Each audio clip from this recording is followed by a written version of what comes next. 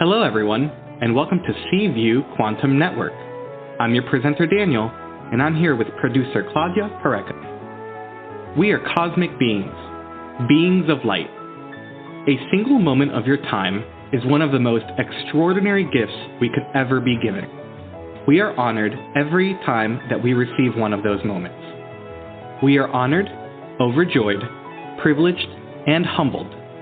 We serve in your presence. Our shows are held on Mondays and Fridays at 12 p.m. Eastern U.S. Time, 9 a.m. Pacific. At any moment, to participate on one of our shows, please call 805-830-8344 and press 1 to talk with the host. All podcasts are easily found in all social media and are available free, live, or on demand. To request a show, please write to Claudia Pareco, cview1111@gmail.com, or visit our website, cview1111.net. Call for free at 805-830-8344 and wait in line or use Take My Call. And for $11, you can jump the long list of callers. Do so at www.paypal.me/PURECO/11, and then please PM or email Claudia Pareco with the phone number you'll call the show at cview1111@gmail.com. Now, let's listen to our host and topic of the day.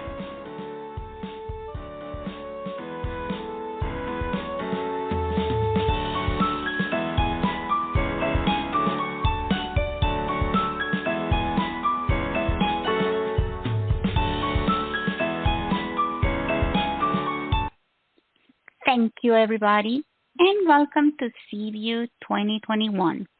Thank you, Danny, for that. And today we have to be's or not to be, balance and boundary, with host Karen Fullerton. Karen is a speaker, an author, and an energetic catalyst. And her specialty is that she has the talent for guiding people through stressful and emotionally reactive situations, personally and professionally, igniting something within that is the difference between short-lived inspiration and soul-level inspiration. And today, let's bring Karen to the show. But before, if you want more about her inspirational theories, please visit Karen's website at karenfullerton.com or write directly to her at karen@karenfullerton.com. Hey, Karen, welcome to Seaview. We have been waiting for today's show for so many months. Yes, it's interesting, right? We had to move it a couple times, but I feel that timing is perfect as always. I'm so excited to be here.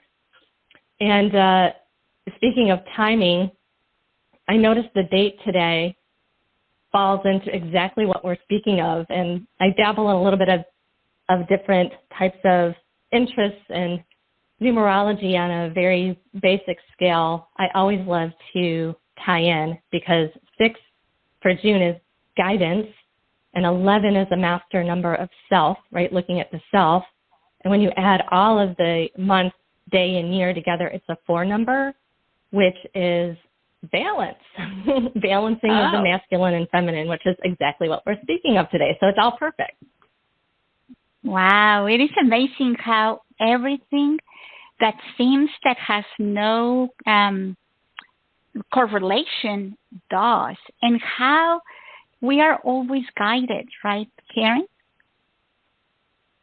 Definitely. Even when we can't see how or why, it's a change in perspective when you get out of the head back to the heart and realize that this is for your good, right, your highest good, and that things are happening for you versus to you, that helps you reset.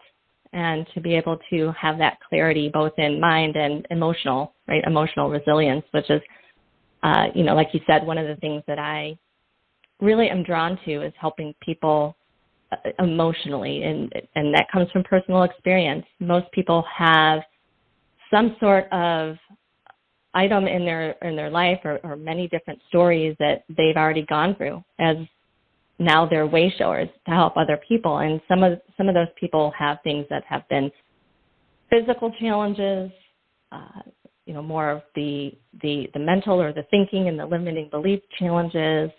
And because of my past and dealing with and becoming more emotionally resilient and living through the heart, that's what I help people to move through and to become more in line with their heart, more balanced, like the earth energy. Again, we're going to speak about that. I'm going to speak about that. And, just live a more enjoyable life with the I-N. And, and it's like you're living in joy in your life. And so everything else becomes more clearer. You become more mentally resilient when you're emotionally balanced, and everything else just falls in line from that, right? Physical and spiritual. So, yes, very excited to be here. It is a perfect time. It is always a perfect time. And Karen, today we are talking about balance and boundaries, two very important B's. But we want to mention that this is part of the Inspirational series. This is the first topic, right? Yes, it is. I am going to be doing the quarterly shows with you in Seaview to promote or introduce, rather, a concept that I came up with instead of living inspirationally to up-level to something that I call inspirationally. And I just wanted to explain what that is a little bit. The two letters that transform that word and also create the word spirit within that word is what will allow you to stay motivated, to stay at an emotionally higher level perspective, because it teaches, it's a process. It teaches you how to navigate life and struggles as they come up, instead of when we're inspired. Typically what happens, it's a wonderful feeling, right? You hear somebody speak, you see somebody perform, or you read a book, and, whatever external influence has inspired you, it sparks something within you. You always feel it, right? In your body, and you get chills, your heart, you just get excited. And because of that excitement, you want to go from where you are to that goal, like now. That's natural. We want to, we feel like we need to bring that goal to us right now. But that's when inspiration fades, or we get frustrated because there's a different pathway to that goal. And in the end, it might not even be that exact vision that you end up gravitating to. You might find different shoots along the way. And that difference is that you start from where you are, and you have to take one step at a time.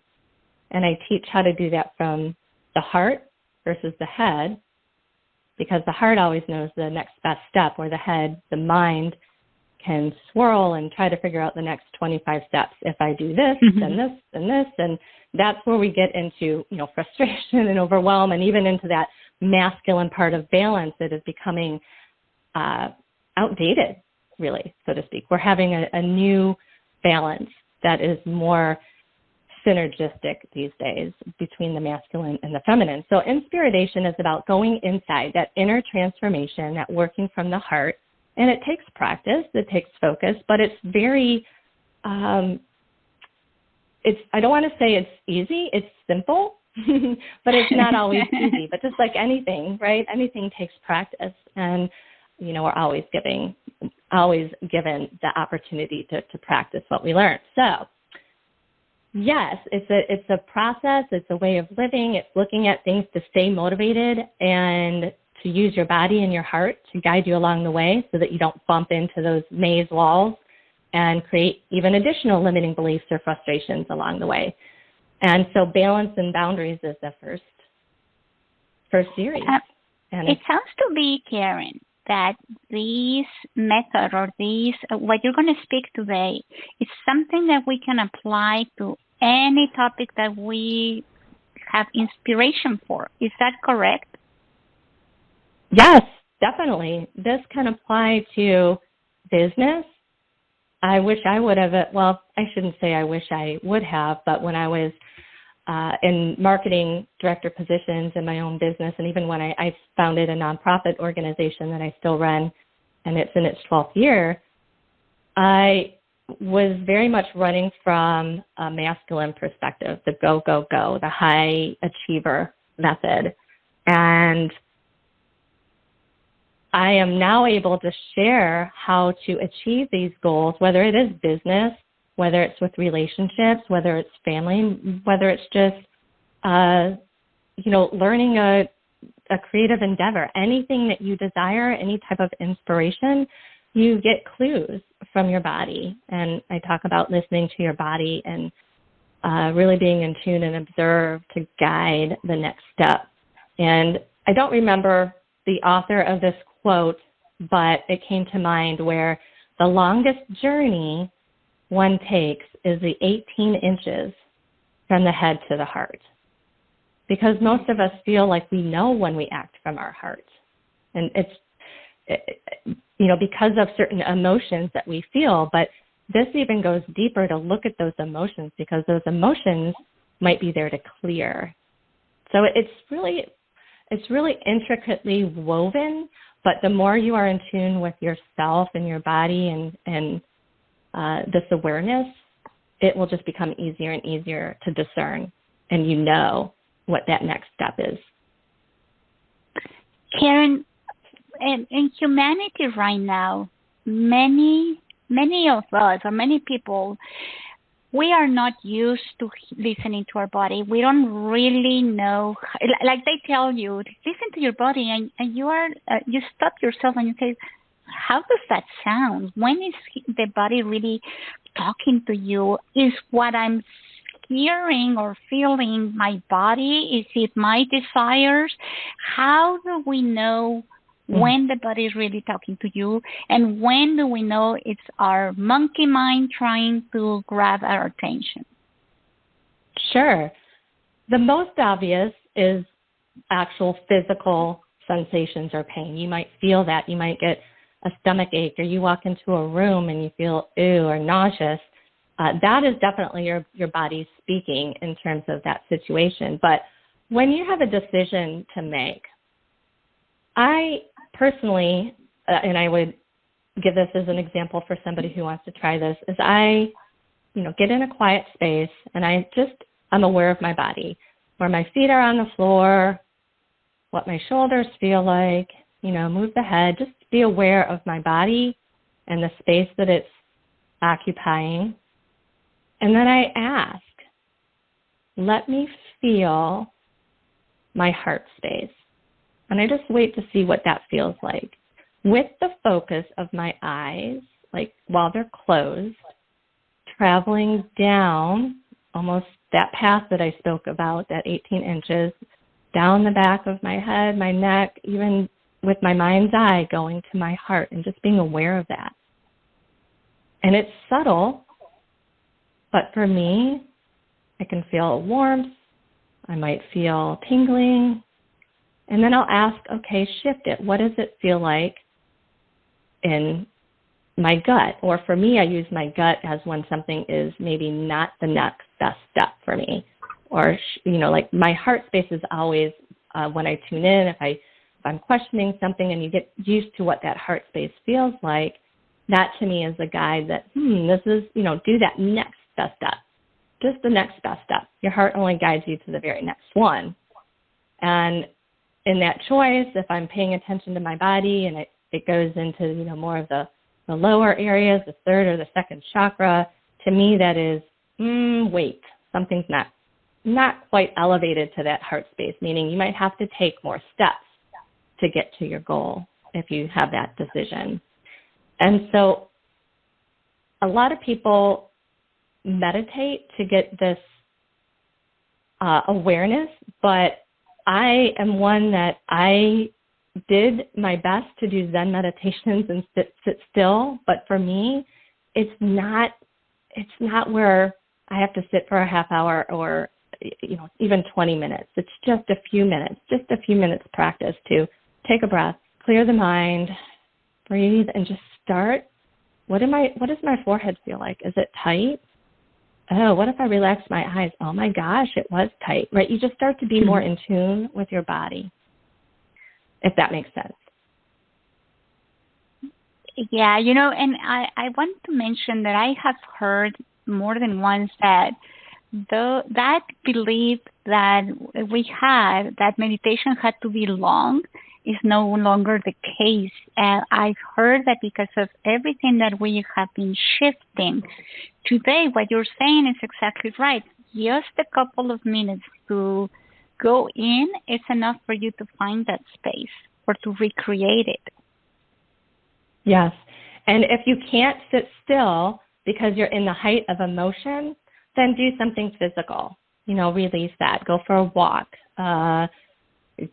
Do something creative, whatever that is for you. Write a poem or dance or something to move that emotion through the senses, and that will help as well. So, are we ready to talk about the new paradigm of balance and boundaries? Yes. All righty. The two B's are not to be, right? The B's of balance and boundaries. And looking at them in this new perspective is a way to truly be in tune with what we've already been speaking about, which is your authentic self. Balance, these two concepts have been talked about for a long time. This isn't anything new. We've heard about balance and boundaries. And, well, for some people, boundaries is a relatively new topic, and that just falls into the balance part as well, which is the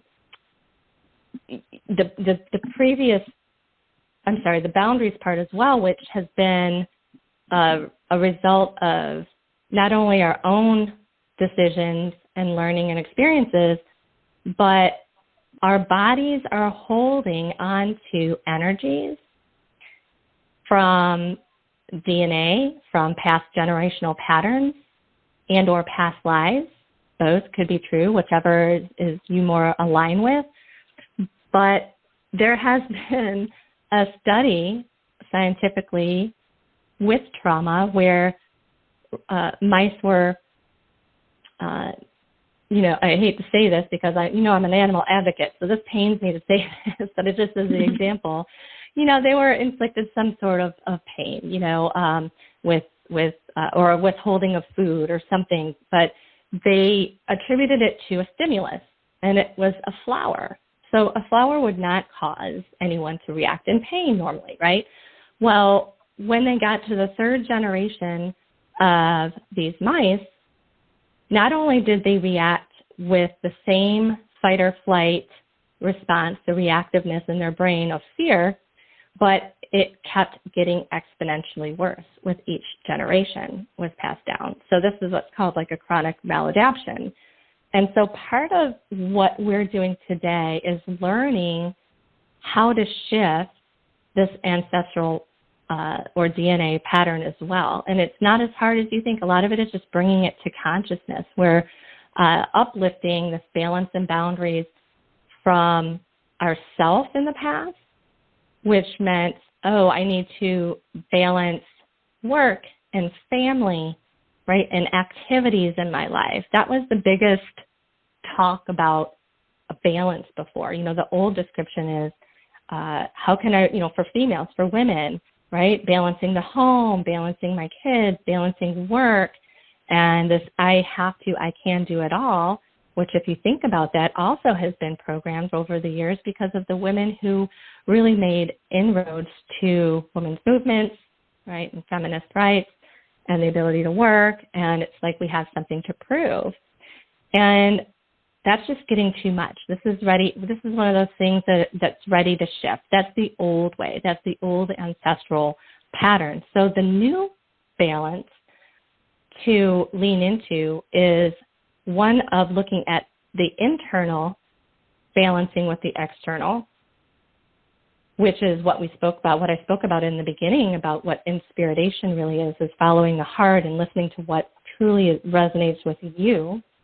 And another way of saying this is balancing the masculine energy with the feminine energy, where masculine is the fire, it's the passion, it's the action, it's the do, and the feminine energy is the rest and restore, or the quietness and just receiving.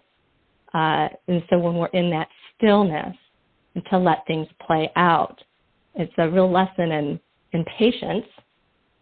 And what happens here is that it keeps you from creating these emotional reactions from overwhelm or frustration, by not resting and you keep doing. It's like hitting your head against a brick wall sometimes, right? And so who wouldn't get frustrated when things aren't turning out the way that they are? And somebody might say, well, I have to do all these things, right? I that mindset, well, I do work, or I do have a family, and I do have to take care of my sick parent, and I do have to do this. And I understand that, but it's just still leaning into it and taking a breath. And once you go inside, and I'll explain how to do that a little bit more with an exercise. All it takes is creating awareness and allowing yourself to receive instead of always do. For example, if you always, and a way to do this is simply to write a list, right, of your struggles, observing what am I really struggling with right now? And it doesn't have to be necessarily a myriad of activities for literal balancing, but it could be one item, right? It could be work. It could be a relationship. And then ask yourself, what emotions do I feel when I tune into this activity?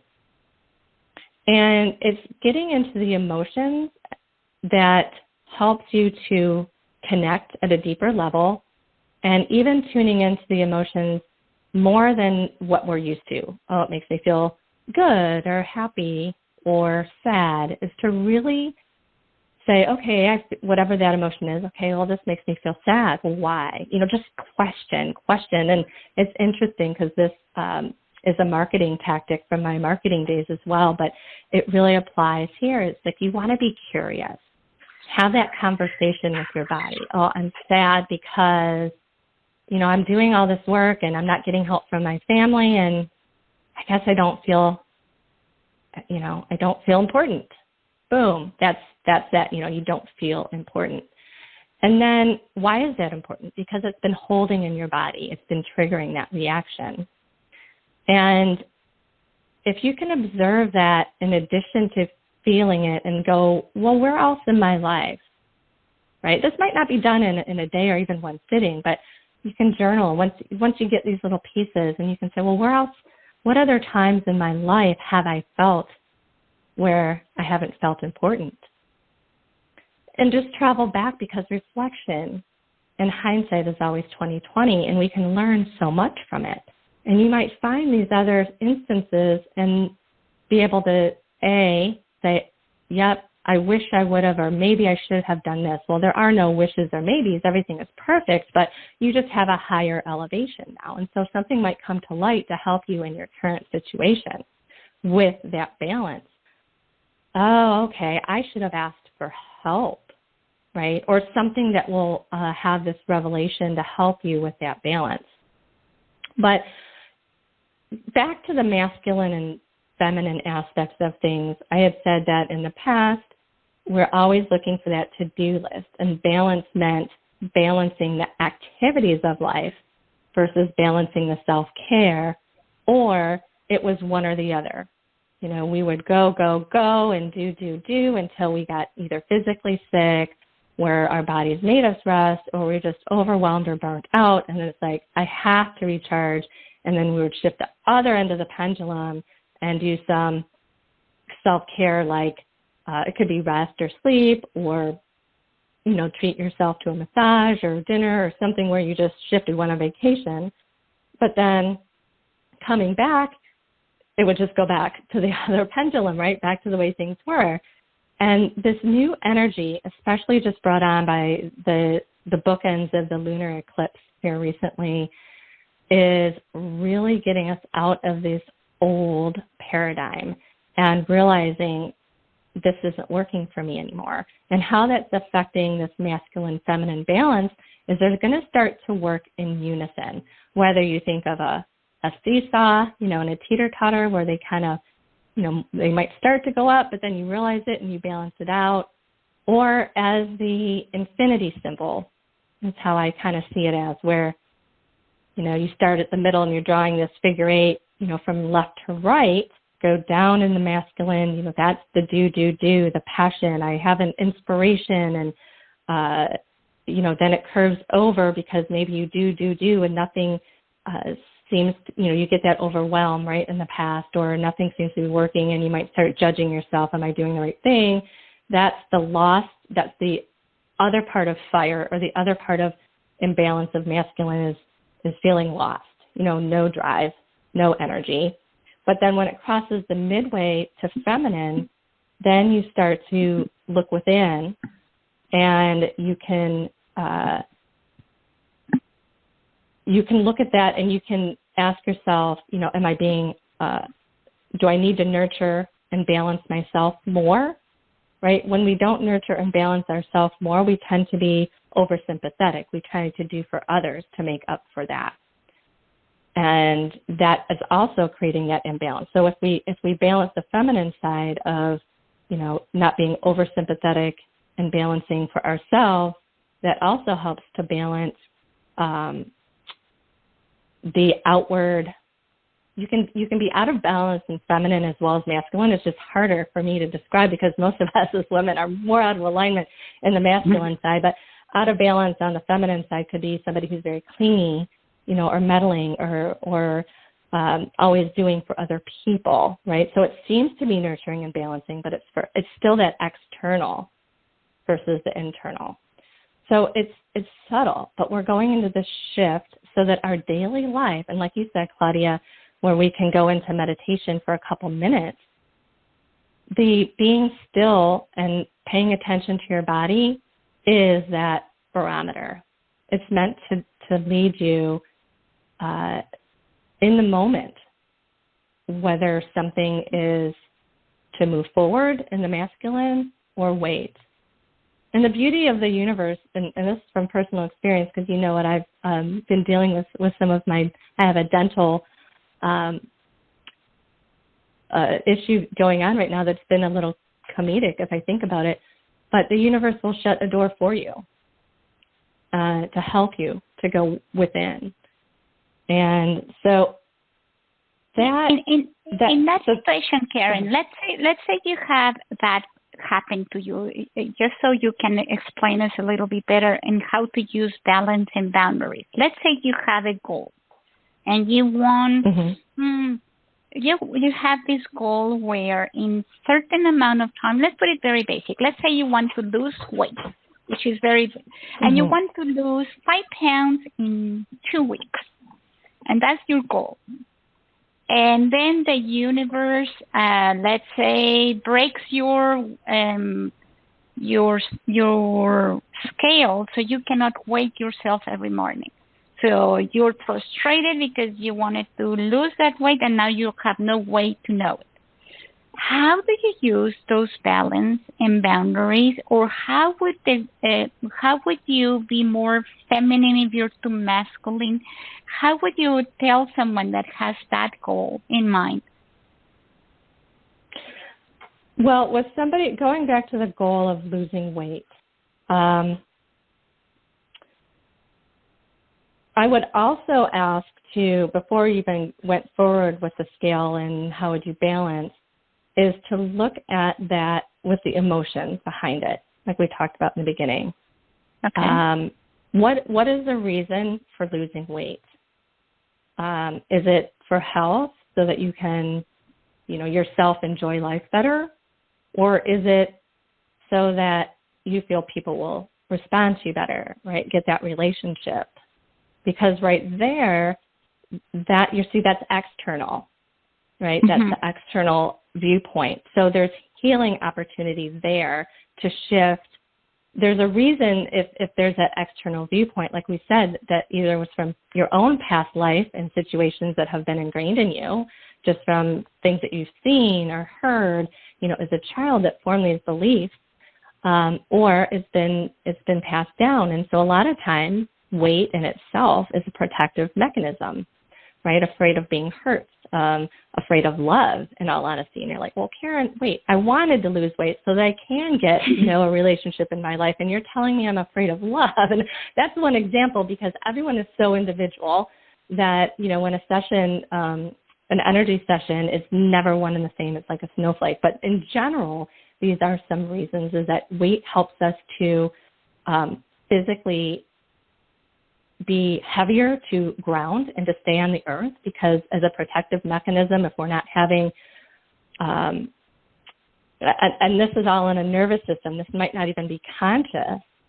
but, you might be processing or holding on to things that happened from childhood where, you had either physical or emotional or mental distress or reactiveness that took you out of the pure essence of who you are, which is love.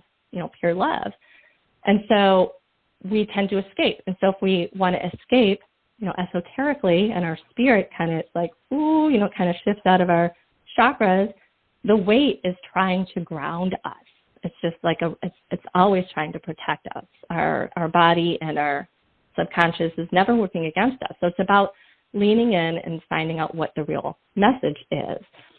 So with that, just looking into and being in tune for the reason to lose weight is really the first step. And like I said, going into those emotions, and maybe even if you find a memory, there's certified practitioner ways to handle this, but for somebody who doesn't know anything about it, is simply go back to that time frame and talk to yourself now, to that person, of how you would like to have had that situation go, or that person respond to you, if you can bring up some sort of memory or limiting belief that came out of a past situation.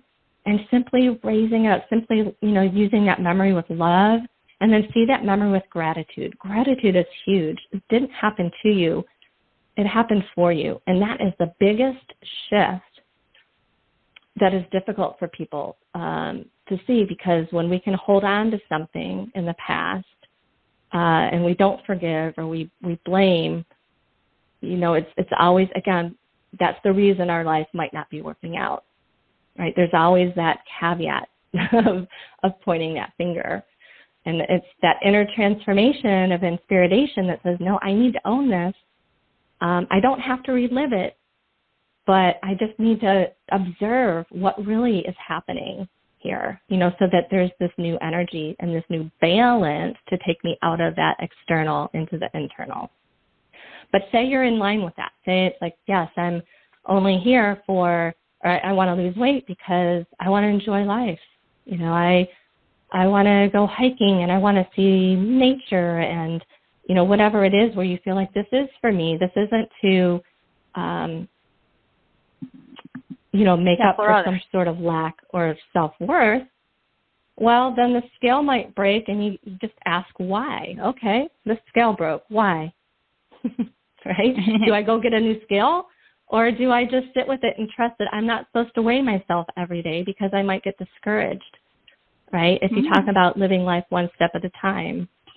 And I don't know if this is answering your question, but again, it's taking every little thing separately, and instead of rushing in to, my scale broke, I'm going to get another one, and, putting it down. I mean, you can. There's nothing wrong with that, right, if that's where you're led to go. But then just notice what happens. Do you feel good about it? What happens when you're trying to lose weight? Is it you didn't, lose that 5 pounds in 2 weeks? And, it's always about asking why and observing. It's like, well, what what is the next step? Instead of looking ahead for 2 weeks, what is the next step today? What does my heart want today? Maybe your heart wants today to eat an ice cream cone because that memory of 4 years old, with your dad just comes up. That was such a happy memory, and you just want to go there. That's what your heart wants. Your heart wants to be nurtured. Your inner child wants to be nurtured. But then, unless there's some medical reason, have that ice cream cone in the moment. And then, ask your heart next, okay, now what? Now it might be ready to start that program. Maybe you have to do it step by step. Ask your heart, is this diet right for me?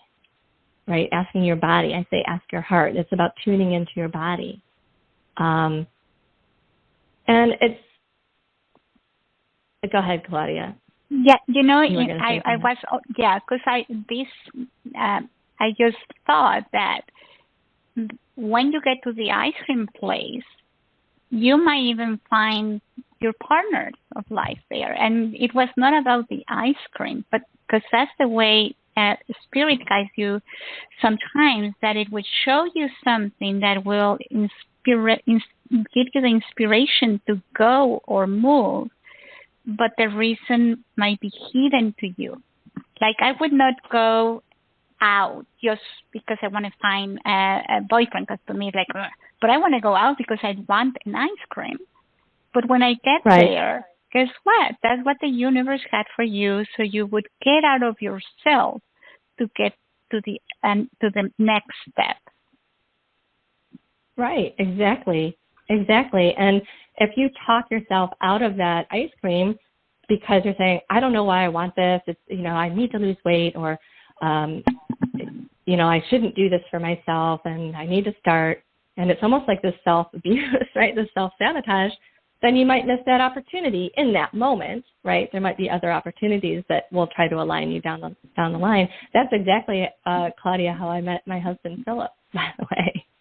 Really? I wasn't looking. Yeah, well, not for ice cream. It wasn't for ice cream, but that same situation where it was a difficult part of my life. I wasn't feeling well, and I just knew I had to get out anyway. And I ended up doing some choreography for a community theater group, and that's where I met him. He was one of the other characters in this musical theater. So if I hadn't have just rested and relaxed and said I need to do something fun for me, then yeah. And I had no inclination of meeting anybody, right? In community theater, it was new for me. It wasn't about that. It was just about,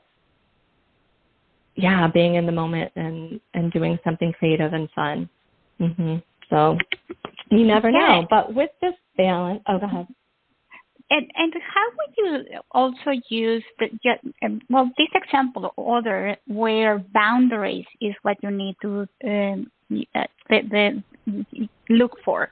Boundaries, and it can be another example, but how do we know that we need to work on our boundaries? And is the new paradigm also changing in the concept of boundaries? Yes, and the reason that I was talking about balance first is because that's the step. Once you play with this and master that, it will open up to you the clarity of what your boundaries are or lack thereof. Because how can you set boundaries when you're not sure? If you're already working from this external approach, your boundaries are going to be external, where you want your boundaries to be within you, right? Your own internal power. So by working first with balance, it will help you to realize, and things will come up naturally in the process to help you with boundaries. For example, maybe, especially with COVID, right? I mean, so much has changed over these couple of years that have really put that out there, and it's coming up again, where people are overloaded with kids being home from school and working from home. And at first it's just this overwhelm and that masculine, I have to do everything, right? And that frustration and lack of self-care came in a lot. Well, that was an opportunity to go within and say, okay, this isn't right. This isn't what I would choose. This isn't the balance or emotional resilience I would choose, and go into that space and that heart space and where can I create more calm and more peace? And so you might decide, you know what, the kids are old enough. I used to, create all these activities for them to do during the day so that they're, having fun and have something to do. And then I have to create my own thing. Well, maybe you decide, well, they're old enough. They need to create their own activities, right? Or start to ask for help instead of always being over, as the mom or the wife and the mother always doing for everyone, starting to realize that, no, I need to delegate. I need to delegate some of this.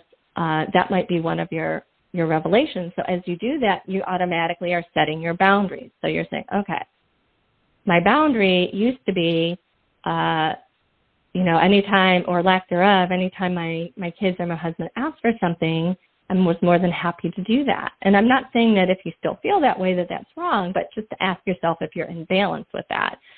But if you are out of balance with that, to be able to say, okay, now my boundary is, teaching my children, okay, or this time on this day, instead of me, always finding stuff for you to do, why don't you come to me with some ideas? It's, you come to me. So you're setting a boundary that you're no longer going to extend that energy outward to where it depletes you and where in your life you can do that. So it's like do you see what I'm saying? So your boundaries are going to shift once you realize where the imbalance has been between the masculine and the feminine, or the internal and the external. A lot of people are going through that right now with going back to work, because what used to be a no-brainer in that masculine, okay, I get up at 6, I take the dog out, I have, go to work, I come home, we do this, go to bed, repeat, was all shifted. And at first it was a huge upheaval of panic, but it reset us, right? It was a forced feminine. It was a forced internal, right, evaluation. And so people are feeling that discomfort when they're going back to work. They're like, oh my gosh, I didn't feel this before. Why is this not comfortable anymore, right? So it's presenting that boundary. It's like, I don't want to do this anymore. My boundary now is, to not do something just because it makes money, right? I know in my heart now that there's another way. Let me go within and find this other path, or you might not have a boundary of,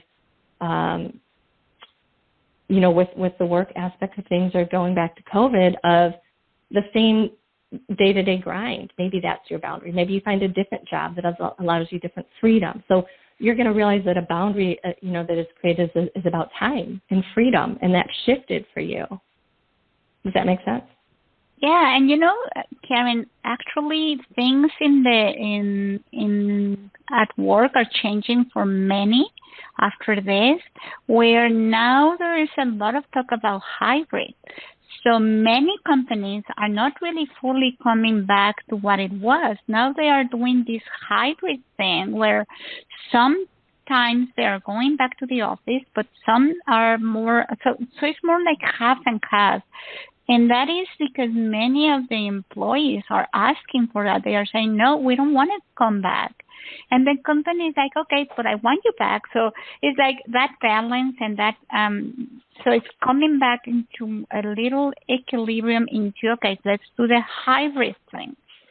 And and probably that's something that in our lives, we, energy-wise, that's how it looks, that masculine and feminine energy is no, you don't have to fight one or the other. It's getting them both back into unity, and it's a personal unity, because you talk about that. It's like we each will have a different balance, a different boundary, because it comes from within. Exactly. Right. So it's hard. In a lot of my examples, I'll say, if that resonates with you, that's why it goes always back to awareness. And even starting with journaling, observe, where am I struggling? What emotions do I feel? Wow, what's under that? Really, and go into that inner transformation, because it's uncovering. Otherwise, you're walking through life with these blinders on, and these blinders are the past patterns of our experiences, as we talked about, whether they're passed down Dr. Bruce Lipton talks and getting into the scientific aspect of things with the mice is that, we have this biology of belief. So, our body responds emotionally from our belief system, and we perceive what we believe. And this isn't necessarily the truth. So by going inside, that's going into the truth. As you learn more and more about yourself, and then that's when it can shift. That's when the Pavlov dog, that used to salivate with the bell because it had been given food for so long, you're retraining it so you don't want it to salivate anymore. You don't want to get into anger. You don't want to, have any little thing trigger you. So by doing this, you're able to shift it so that, as the bell rings, you don't salivate anymore. You're like, okay, first you notice, that's a bell. And you might not notice, what you want to do with it. But then eventually you'll say, instead of salivating, I'm just going to go, to the door and wag my tail. I'm a pet person, so I'm using Pavlov's dog. Right? So it's just about retraining your response. And as far as the energy work that I do, that's where we get into the nitty gritty, where I could help you do that and to shed the light on that. And it's a session that is communicative. It is going through a process that helps align you with those emotions and shifts it using energy. In this case, it's words, and getting back to love and gratitude. From a physics standpoint, energy and motion stays in motion, which is why awareness is so important. Yes, you can be aware of it and you can talk about it, but if you don't do anything to upshift it, it's just going to stay in motion. So imagine if you're not even aware of something or ask these observations, it's just going to keep there and keep knocking on your door, right? Because it's going to stay in motion. Mm-hmm. And you were going to share some exercises for listeners that they can use for these concepts? Yeah, well, I mentioned it a little bit earlier on, but it's really writing. So the exercise has to do with writing down and using a journal, and not just in your mind, writing down what's going on right now. When you think of what you're struggling with or what your stress is, because if something's going great in your life, right, that's wonderful. We're trying to shift a pattern of looking inwardly for things that you wouldn't choose. And so by simply writing that, you don't have to write it out like a paragraph. It can be a base word, like work. You know what's going on with work. And then the second step of that would be going into the emotions. Okay, well, how do I feel? When I allow myself to, in my mind, look at these things that in work that was making me feel the struggle, what is it? Is it my relationship with my boss? Is it the schedule? And you're going to go through all these things because you're literally having a conversation within yourself, within your higher self. And when you finally ask, okay, so what is it that I feel? And first it might be angry. You might be a more general emotion, but you always want to say, okay, I'm angry. Yeah. What am I really angry about? Right? Because there's really an addictive pattern with emotions, I'll put it that way, where we've just been in a situation so long and we're used to certain emotions that they're comfortable. So by getting outside of that comfort zone, and again, so asking, why am I angry? Or when I recognize anger, what is it really telling me? What's the next emotion? Well, the goal is to, just simply journal that as the first step, just getting aware. And maybe you want to walk away from it, or if you feel like you really need to go on further, the next step of that would be, so that's your awareness step, okay, becoming aware by just observing what's going on in your life. But the second part of that is leaning in deeper and asking, when has this happened before, right? So now you're to the point where you can influence. So what you observe, you can influence. So observe where this has happened in your life before. What clues has life been showing you in the past of where this might be stemming from? And you might find, all this started changing. I used to love my work up until, you have one job in mind, and, what went on in my life right then? My mom passed away, and I was just really angry. And I was like, and you, it's just like your own self-therapy. And there's no right or wrong, or if you don't get anything, that's okay because you've thought it. And if you don't have an answer, that's just opening the door for something to come in later. And so just start by journaling. Just start by opening the doors to all of these things. And the third exercise, the third part of that is when you find something or a memory, like when I shared like with my mom dying, and I go into that, is to look at that as, if you can in the moment, if you're not in that sadness or grief, but raise it up with a love vibration, with the technique I use, which is for the most part, it's the process of the lifeline technique, but I throw in my own modalities in there too, and that I've learned with Reiki and some other modalities. You can use the words themselves. So you use the words love and gratitude because they have frequency. So just saying those to yourself, infinite love and gratitude, or you can talk to yourself, like remember that moment in your mind and imagine yourself going to you in that moment. What would you need? What did yourself need in that moment, right, from a loving perspective, and to shift that. And just to start to be aware. That's all. Just to start to be aware, because this isn't, like peeling an onion. And just how we talked about inspiration and going to that goal, we all want to get there quickly. We want to get to that goal, get to that career, get to that inspirational moment. But instead of bringing that goal to us, which is what we all want to do, we all say, okay, we're ready and bring it on. Boom. The truth of that is that it's out there and you have to change and you have to heal to reach that goal. And it might not be in the timing, but if you think of that from a baby's perspective, you would never expect, a 3-month-old baby, to start walking in a week, right? So allow yourself and give yourself that permission to grow and to learn and to evolve and to not rush it. And we've all been there. Myself, I'm a recovering perfectionist, so I speak from pretty much, experience there. And I will say that it has worked. A lot of my businesses, when I was in marketing and work and go, I achieved what I would classify as success, but I was exhausted. It didn't feel like it should have been. I had to push too hard. It should be easier, is, what I kept telling myself. And so I'm not saying that this is the only way. Certainly, you can choose that masculine way and go. I'm just saying recognize when it's not working for you. And that's when you need to take the step back and say, okay, why?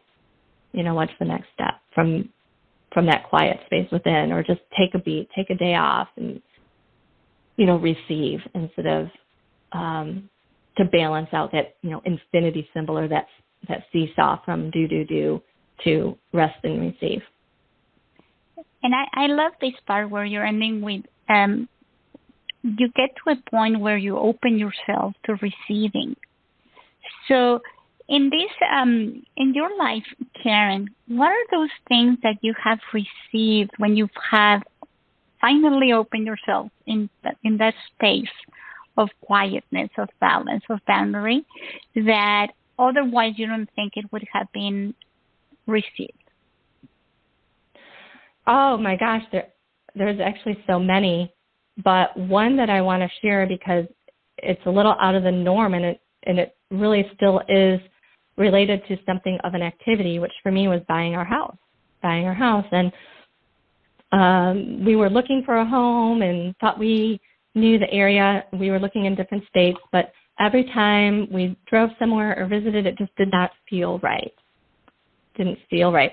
Could we have been happy there? Yes, but just something, again, that noticing, I'm like, oh, I just expected more. I guess that's what I kept feeling like. So we kept looking. And then my mother-in-law has been trying to get us to move to Florida for, many years. And I kept saying, never. Never. I've lived in Florida. We're not moving to Florida. So I learned never to say never. Because what happened is I took a trip somewhere new. I had never been to St. Augustine, and that was similar enough to the other places that we were looking, like Charleston and Savannah, more historic, that it drew my attention. And I really thought that's where we were going to live. We started looking for a house, and the more I visited there, the more I was convincing myself to live there. Because although I initially loved it, if I would have just, we actually put an offer in a house too. And guess what happened? I cried on the way back. I was like, I have no idea. I should be happy right now. Why am I crying? Right? So instead of just telling myself you're foolish, I'm very fortunate that my husband, appreciates my emotion and intuition, and we are very much a partnership. So if it's not right for you, it's not right for me. But can you imagine the boundary that I would be tested with if I didn't want to live somewhere and he did? That evokes something else. But so we walked away. We walked away again, not knowing where that place was. The next step is all we could look at. What do we do now? We sold our house, so we moved in with in-laws, and that was not easy, right? So each step along the way of listening to yourself and the next best step isn't always going to feel inspirational. But in the end, this was the sixth or seventh house that we put in an offer for, and it went smoothly. It was like boom, boom, boom, happened. It checked off all the lists that we had created for a home. There was 17 different things that we had put down, and things that I didn't think could be in the same house, like, near a nature area, but close enough to city and with a water feature and all this and this. And it's like, here it is. So just owning your emotions and asking them, asking yourself why, and being still and not beating your head against the wall. And, my mom always used to say, and I never really realized the wisdom until recently, is, if you don't know what to do, if you're not certain, do nothing. And that's exactly what we're speaking of today. If you're not certain, if you're not clear, then, just wait for it. Yeah, do nothing. But we're so used to women not doing anything, right? It's that ancestral pattern of servicing others instead of ourselves. So we always want to do for others. That's coming up. It's changing. Yeah, that empowerment is coming, though, for sure. Karen, if someone wants to work with you, how can they reach you? Sorry. Oh, nope. My website is the easiest way, KarenFullerton.com. I have a sessions page there that you can reach out just for a one-on-one, just a quick, half-hour chat to get to know one another.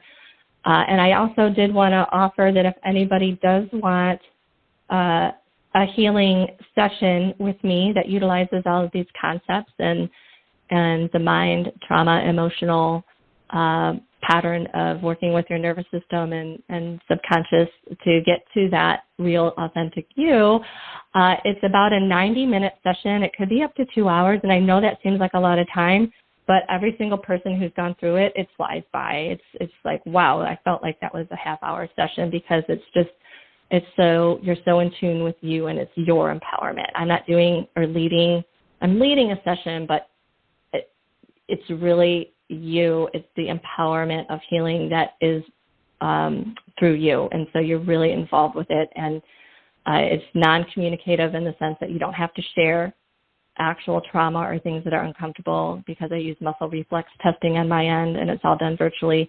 And I would like to offer a discount. Normally it's $115 for that session, but I will make it an $88 session, and the passcode will be CVIEW, CVIEW.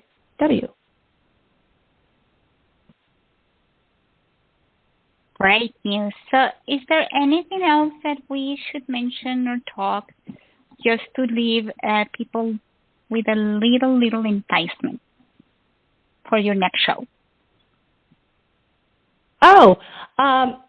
Well, that's interesting because I don't know the topic of my next show yet. I'm following. I have some topics that I speak on, but I like to wait until I'm following my own advice, right? What kind of comes up more in the energy field as we get closer to that timing. But some of the other topics that I talk about is perfectionism. And, I'm a recovering perfectionist, and what that means and how to, address that for a more fulfilling life with ease and grace, and healing some of the limiting beliefs around that as well. And then I also have I wanted to mention that I'm working on a mini course that will really look at the inspirational process from a macro standpoint and teach from the very beginning, like the energy, what is energy, to looking at, frequency of words and how, some physics concepts, and then going through some examples of these step-by-step processes with more specifics than I was able to give here. And my goal on that is to have that definitely before my next show. But if you want to sign up for my email address on my website, you'll get more information about that if that interests you as well. And that incorporates everything that I've dabbled in. I don't even know all that it'll have yet, but my love of energy in general, from some astrological things or numerology like we did in the beginning, to Reiki, to just other wisdoms and techniques that I pull in from other people, to give you other resources as well to study and to learn, because as I always say, get that golden nugget, create your own blueprint. So just because somebody is saying they're an expert or that they have the quote unquote successful way, part of being internal to yourself is to stay curious and to know what resonates with you. And if it's just one piece of information, great. You've gotten your golden nugget onto your next path of finding the golden treasure in your heart. Thank you for that, Karen. And thank you, everybody, for listening. Again, go to KarenFullerton.com and mention CView for a discount, a session that we highly recommend with Karen Fullerton. Have a beautiful weekend. Thank you so much, Claudia. It's my pleasure.